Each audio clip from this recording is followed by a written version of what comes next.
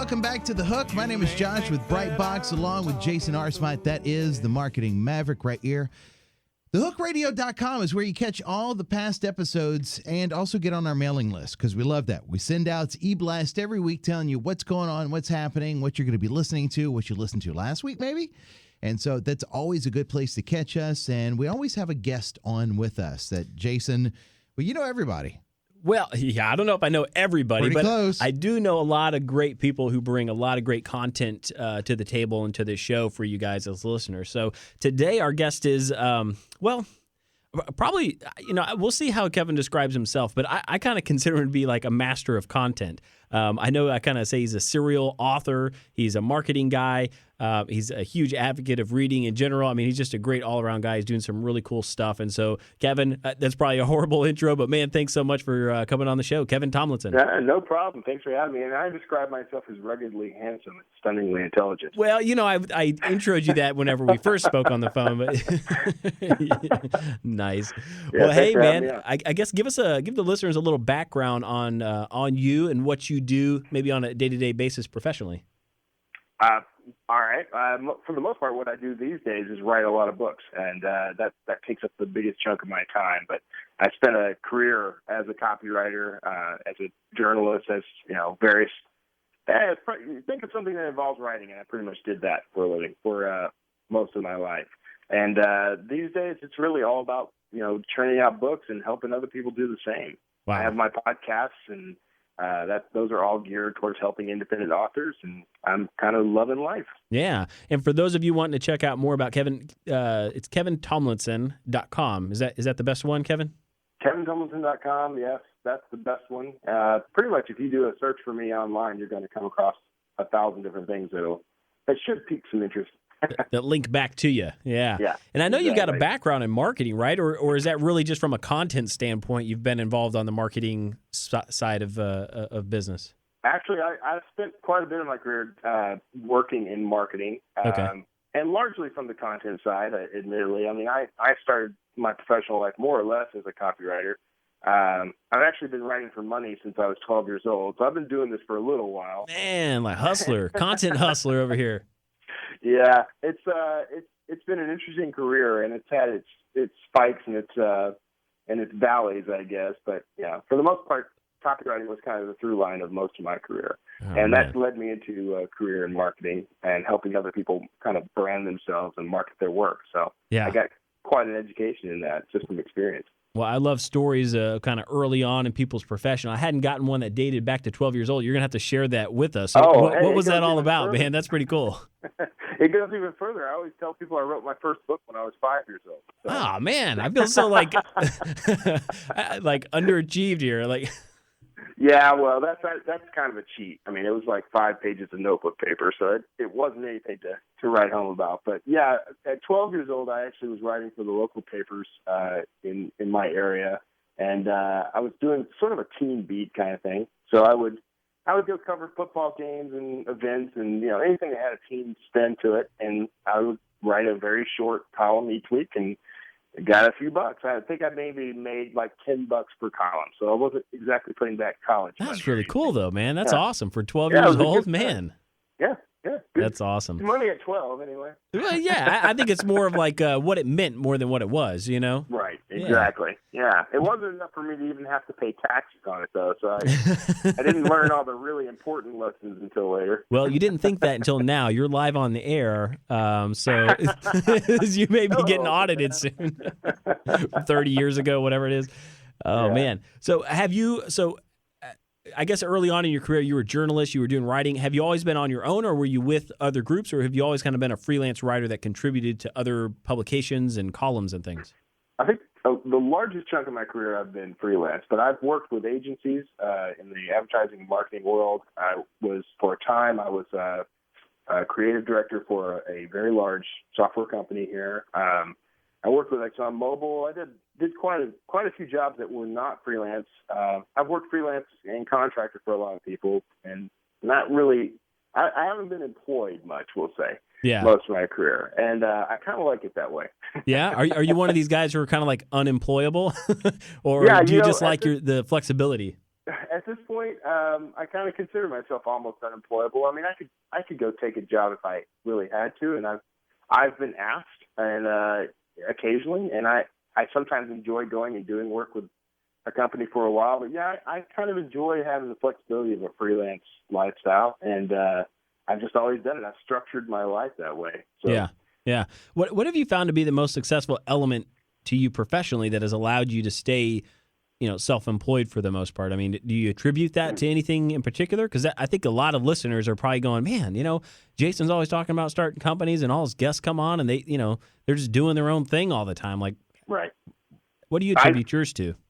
I think the ability to pivot was the biggest thing. I mean, the ability to adapt and do something new. Because for a time, I actually, I have a background in radio and television as well. So I mean, I was working as associate producer for a time, and then executive producer for a PBS television series. And we were doing that.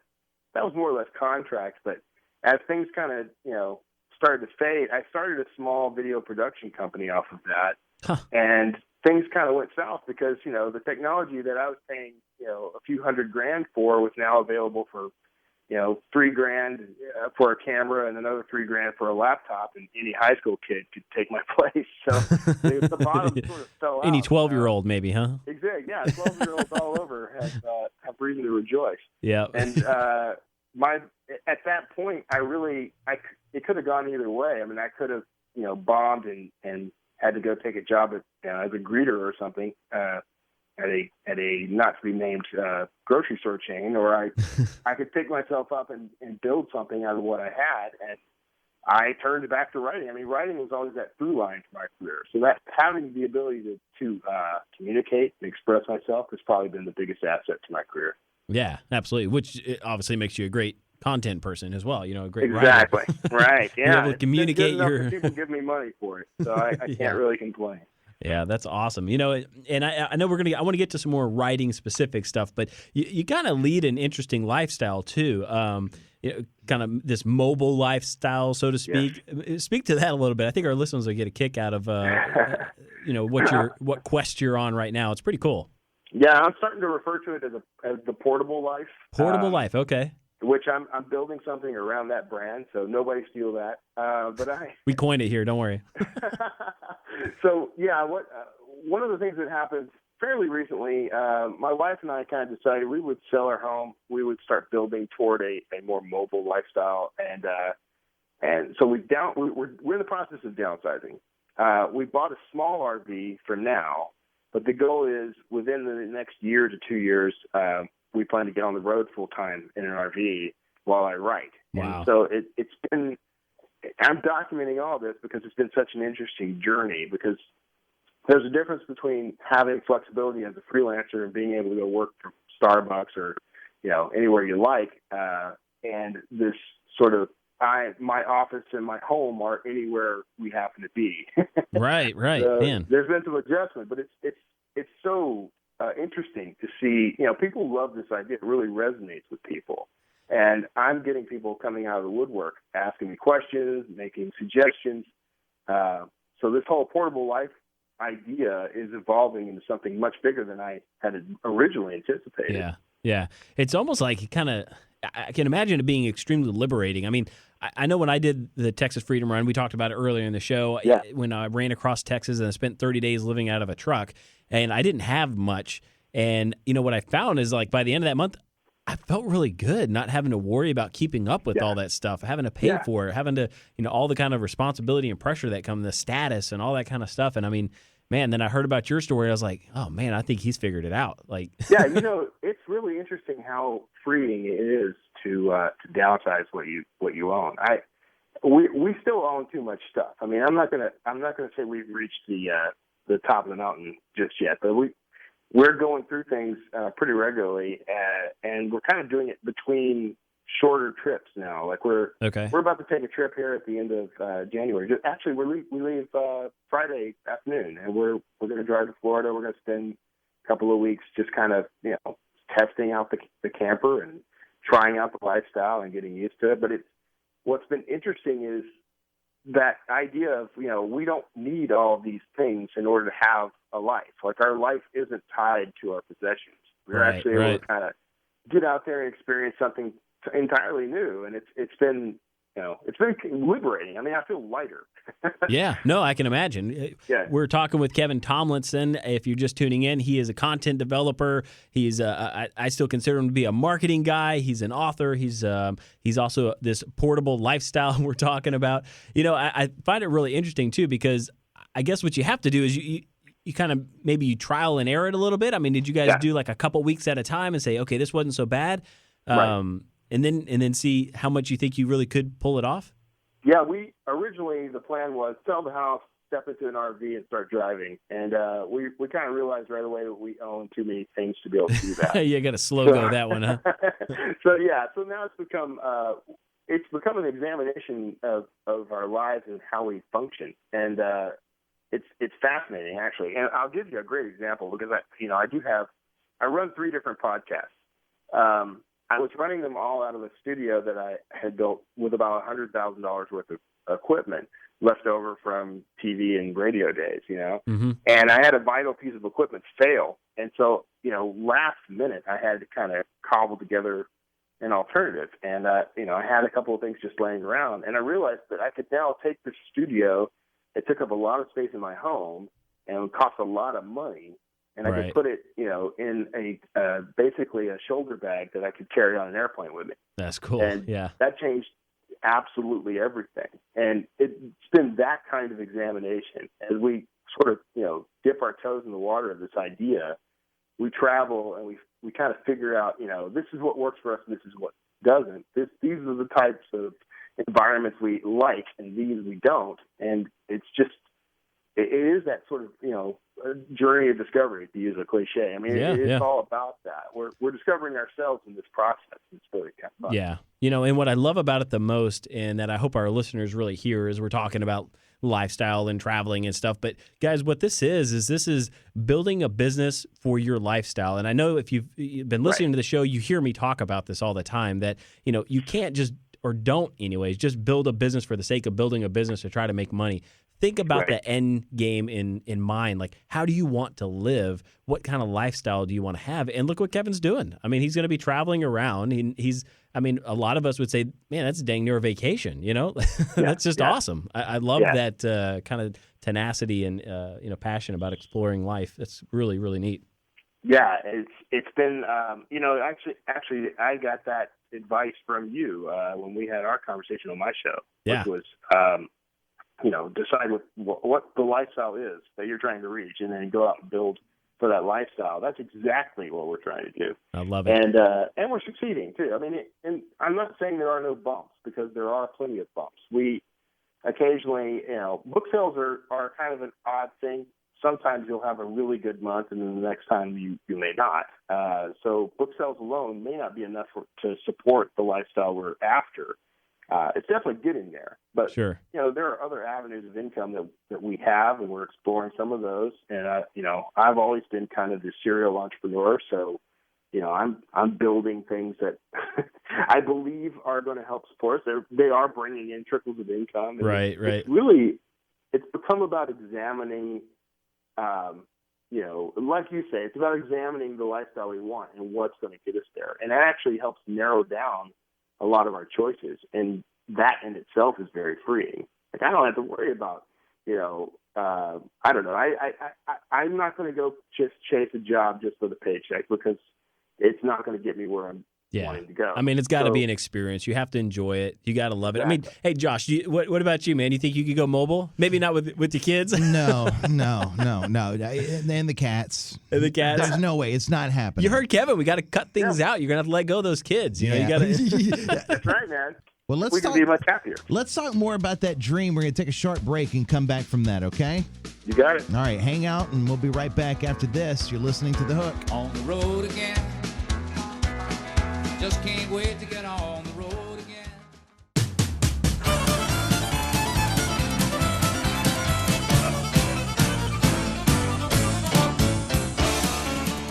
We're right back here on The Hook with Jason Arsmont and Josh with Brightbox. Got our guest on the line. We got more to get to. I mean, this is one of those guests that there's so much information that we have to do 2 or 3 shows. I It's think. like Shrek says. He's like an onion. It's got a lot of layers, you know? This is why I have 3 shows of my own, because I can't get it all crammed into like an hour or so. Absolutely. We're listening. We're talking anyway with Kevin Tumlinson. That's Tumlison. So go check him out. You can Google him. And it's kevintomlinson.com. And I think he was saying if you search just about anything, he's going to come up.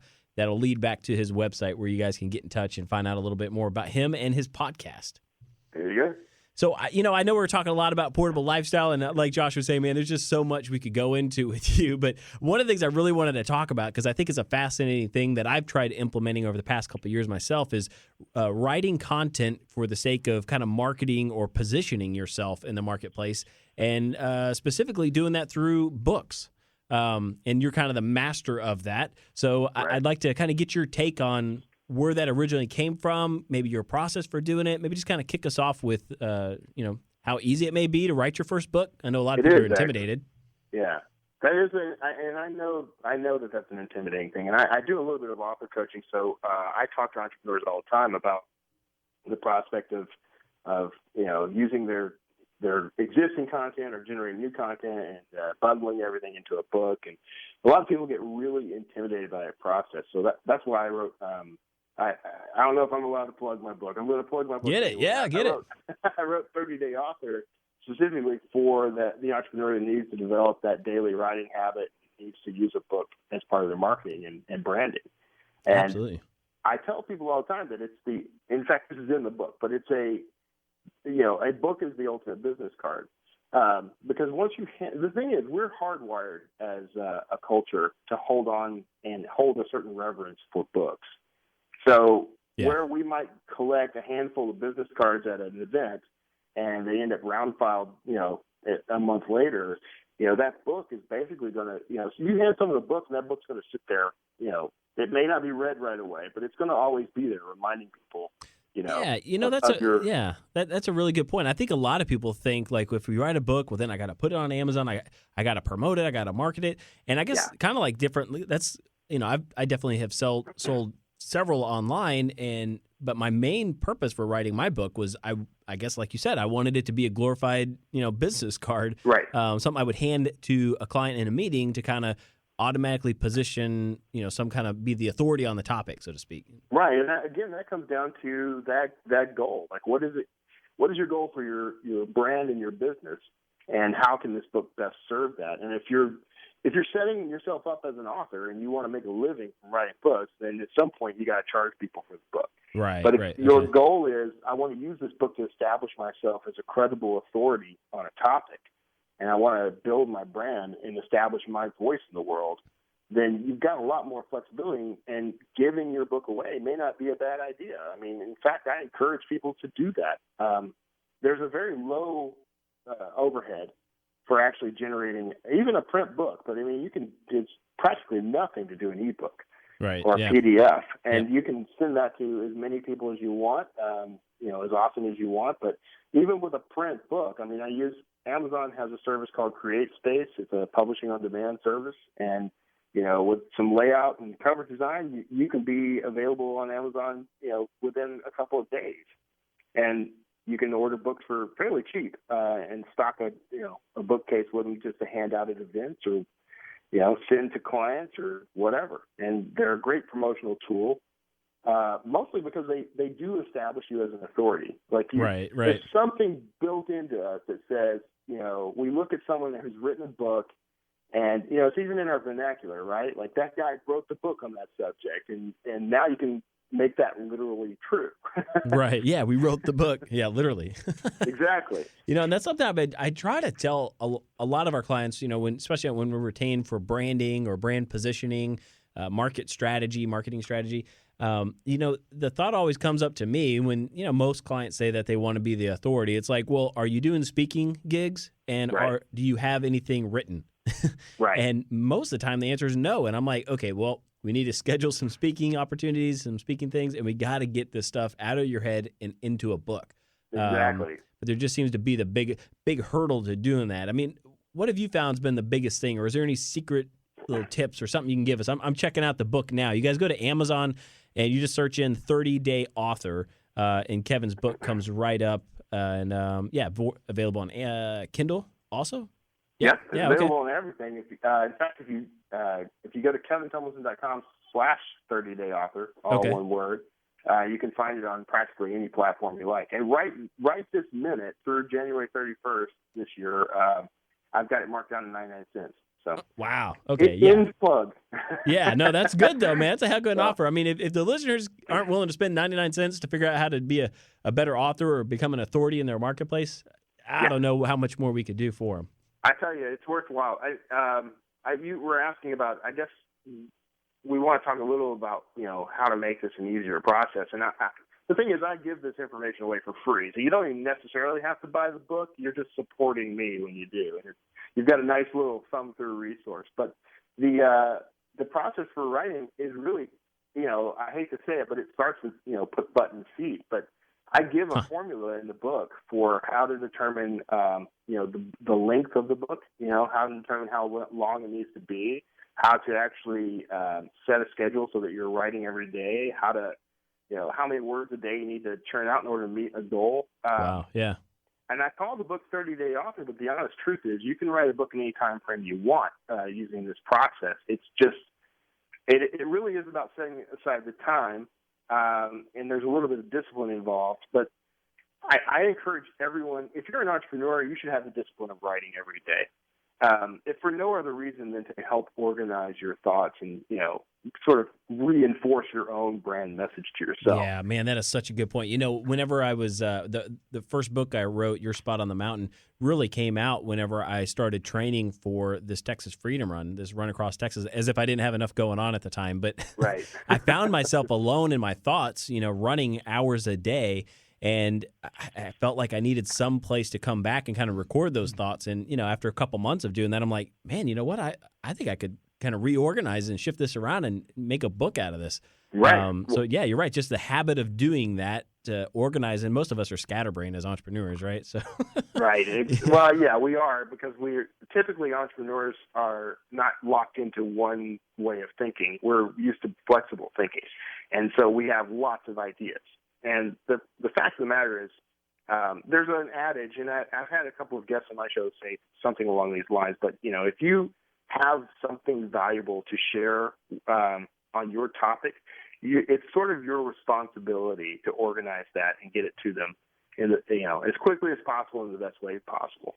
And sitting down to write a book, it sounds so intimidating, but I point out to people that every day you're asked to write quite a bit of information, from emails, blog posts, potentially, social media posts, text messages. I mean, we write all the time. We just don't think of it as writing most of the time. Yeah, that's true. And yeah. All we're really talking about is deciding to be more intentional with that and sitting down and taking those ideas.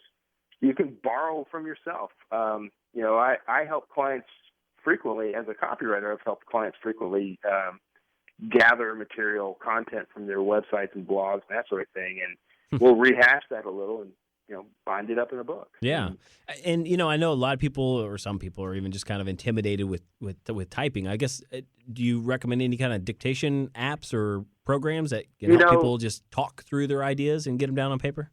I'm going to give her a plug here. There's an author I know and work with occasionally named Monica Leonel, and she wrote a book about dictation.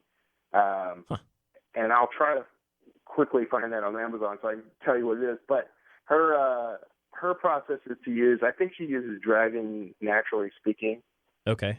Or Dragon something. And, that's kind of the go-to software for dictation.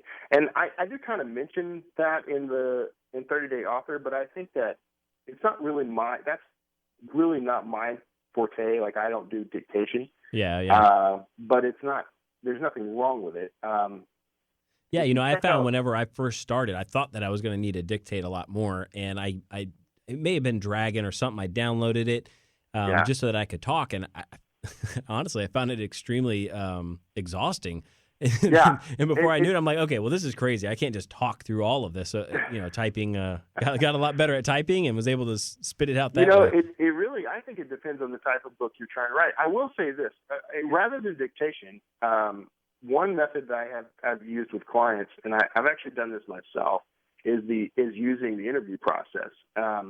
Because you can you can hop on Skype and you can use, something like Ecamm's call recorder is a plugin for Skype that lets you record. And one of the ways that you can kind of get past the hurdles of typing if you're not a fast typist or whatever is give someone a few bucks, or if you have someone in your organization that can sit with you and interview you about your topic, get that all down on a recording and then just send that out for transcription, and then it just becomes about editing. And then you can quickly knock out a book in less than 30 days if you do that process. Yeah. It has the benefit of someone else contributing. You're basically outsourcing some of the brain power on this and multitasking, really. And if they're guiding you and asking you questions, you can get that information on the page fairly quickly and usually pull out a lot more than you would have intended otherwise. Right. Well, man, there's just, I still got pages, folks, of stuff that I wanted to talk with Kevin about, so I'm going to have him back on the show. It's just a wealth of knowledge when it comes to content and how to promote this stuff and position yourself as authority. I want you guys to go check out his website, kevintumlinson.com. Get on Amazon, look for 30-Day Author. Kevin, man, I know we got a lot more to cover, but we'll definitely have you back, man. Thank you so much for being on the show. Hey, no problem. I love being on, and I'm always here. So if anybody wants to chat, just hook up with me online. Thanks for hanging out with us this week. You'll be back next week with a brand new show for you. Always check out our episodes at thehookradio.com. At Jason R. Smatz. You're listening to The Hook.